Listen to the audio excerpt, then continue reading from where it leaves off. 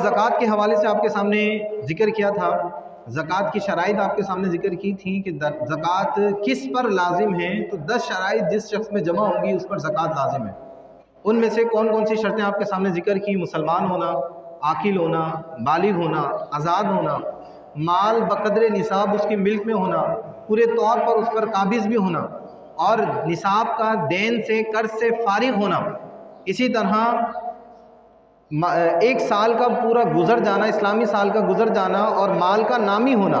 तो ये तमाम तर शराइत हैं। जिस शख्स में ये तमाम शराइत पाई जाएंगी उस शख्स पर ज़कात लाजिम होगी। अब इंशाल्लाह इनमें से हर शर्त को हम तफसीलन आपके सामने ज़िक्र करेंगे। तो इसमें माल है, माल का निसाब के बराबर होना है, और एक और चीज़ माले नामी होना है। तो ज़कात माले नामी पर होती है, माल पर होती है, और ये एक हद तक हो, एक मिकदार में हो तो फिर ज़कात लाजिम होती है। तो अब माल किसे कहते हैं? तो हर वो चीज़ जिसकी जानिब तबीयत का मैलान हो, जिसको दिया लिया जाता हो, जिसे हम ज़रूरत के वक्त के लिए महफूज रखते हों, ऐसी चीज़ माल कहलाती है। माल 2 तरह के होते हैं। एक माल होता है जिसे माले नामी कहा जाता है, और एक माल होता है जो माले गैर नामी कहलाता है। माले नामी जो बढ़ने वाला माल होता है, इसमें कौन कौन से अम्वाल शामिल हैं इसको अपने जहन में रखें। यही अम्वाले ज़कात कहलाते हैं। इन्हीं चीज़ों पर ज़कात लाजिम होती है। यानी माले नामी पर ज़कात लाजिम होती है, माले गैर नामी पर ज़कात लाजिम नहीं होती। अब माले नामी में कौन कौन सी चीज़ें हैं? तो सोना है, चांदी है, कैश है, प्राइस बॉन्ड है, माले तिजारत है। इसी तरह ख़ास किस्म के जानवर हैं जिन्हें साइमा कहा जाता है, तो इन पर ज़कात लाजिम होती है। हर एक का निसाब मुख्तलिफ है। सोने का निसाब 7.5 तोला सोना बयान किया गया है। यानी अगर किसी की मिल्क में 7.5 तोला सोना है तो ये मिकदार निसाब है। अब 7.5 तोला सोना ग्राम के अतबार से कितना बनता है? तो ग्राम के अतबार से तकरीबन 87 ग्राम 48 मिलीग्राम ये कुल सोने का वज़न है। यानी इतनी मिकदार में अगर किसी के पास सोना है तो वो मालिक निसाब है। इसी तरह चांदी का, तो चांदी का 52.5 तोला चांदी ये निसाब मुकर्रर है। 52.5 तोले चांदी ग्राम के अतबार से कितनी बनती है? तो तकरीबन 612 ग्राम और 36 मिलीग्राम बनती है। 612 ग्राम 36 मिलीग्राम की चांदी का निसाब है। इसके अलावा जो कैश है, प्राइस बॉन्ड है, माल तिजारत है, इन तमाम में 52.5 तोले चांदी की मालियत देखी जाती है। और 52.5 तोला चांदी इस वक्त के हिसाब से तकरीबन 1,10,000 की बनती है।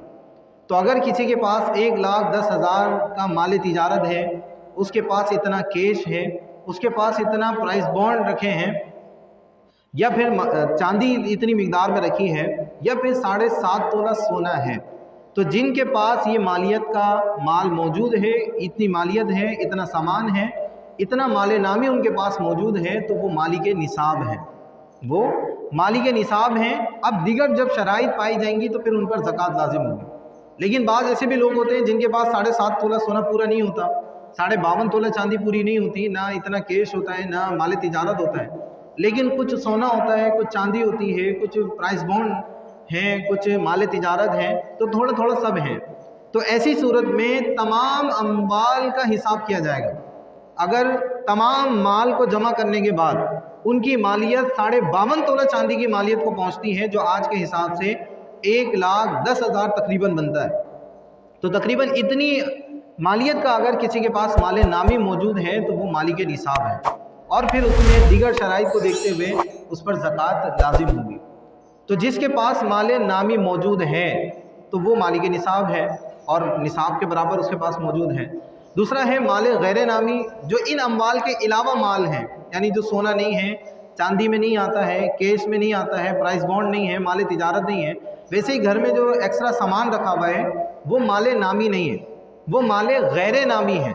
जैसे फ्रिज एक्स्ट्रा रखे हुए हैं, दीगर और साजो सामान रखा हुआ है, इस्तेमाल की चीज़ें हैं, या प्लॉट किसी ने लिए हुए हैं और वो बेचने के लिए नहीं है, वैसे ही उसने प्लॉट लिए हुए हैं, जायदाद की बहुत सारी चीज़ें हैं, बहुत सारी शक्लें हैं उसके पास मौजूद हैं, तो अगर बेचने की नीयत से नहीं है तो वो माल तिजारत नहीं है।